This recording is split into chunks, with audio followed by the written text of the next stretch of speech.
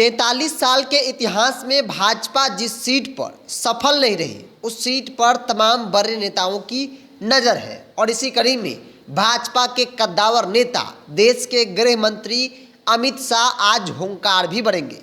दरअसल समाजवादियों के गढ़ वैशाली में इस बार भाजपा अपने भविष्य देख रही है।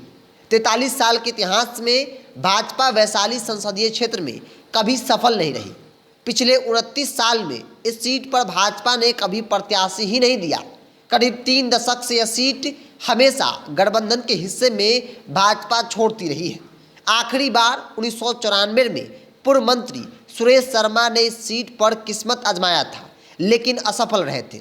इस बार संगठन की अनुशंसा, कार्यकर्ताओं की मांग एवं आंतरिक सर्वेक्षण रिपोर्ट में भाजपा के पक्ष में मतदाताओं का रुख भांपकर पार्टी इस क्षेत्र को जीतने के लिए दृढ़ प्रतिज्ञ हो गई है। इसी प्रतिबद्धता के साथ रविवार यानी आज केंद्रीय गृह मंत्री अमित शाह वैशाली लोकसभा क्षेत्र अंतर्गत पताही हवाई अड्डे मैदान में 2 जिले मुजफ्फरपुर और वैशाली के कार्यकर्ताओं को संबोधित करने आ रहे हैं।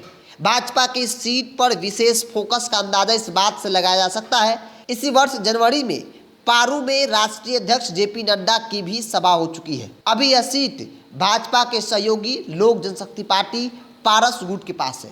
मौजूदा सांसद वीना सिंह है। वीना सिंह पहले भाजपा में थी। नड्डा की सभा में वह दिखी तक नहीं थी।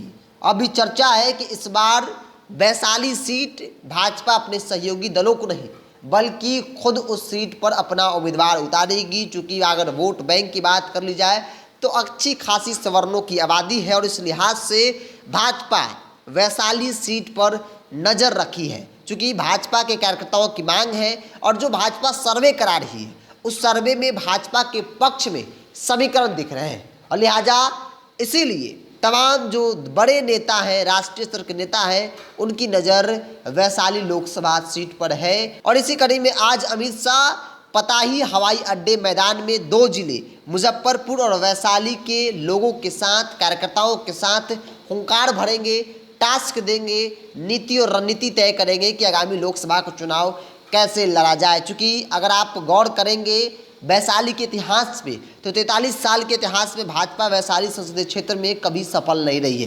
पिछले 29 साल में भाजपा इस सीट पर अपना उम्मीदवार तक नहीं उतारी है। हमेशा लड़ी लेकिन सहयोगी दलों के खाते में सीटें गई और इसीलिए भाजपा एनडीए वहां तो जीत गई लेकिन भाजपा को जीत नसीब नहीं हुई। और उस नसीब को साकार करने के लिए आज केंद्रीय गृह मंत्री अमित शाह वैशाली पहुंचेंगे और वहां पे 2 जिलों के कार्यकर्ताओं के साथ मंथन करेंगे, बातचीत करेंगे, नीति और रणनीति तय करेंगे कैसे वैशाली और इसके आसपास के सीटों पर जो है वो भाजपा का कब्जा हो, एनडीए का कब्जा हो, इसको लेकर रणनीति बनाएंगे। तो मौजूदा सांसद वहां से वीना सिंह है। वीना सिंह की नज़दीकियाँ इन दिनों चिराग पासवान से को ज़्यादा देखने को मिल रही है, क्योंकि वीना सिंह को भी ऐसा लगने लगा है कि उनका इस बार पत्ता कटने वाला है।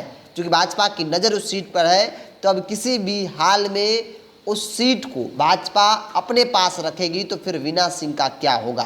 क्योंकि वीना सिंह बेशक पारस गुट के सांसद हैं लेकिन चिराग से उन्हें उम्मीद है कि चिराग हो सकता है कि उनको यह सीट जो है वो बचा दे और इस लिहाज से वो चिराग के खेमे में ज़्यादा नज़र आ रही है।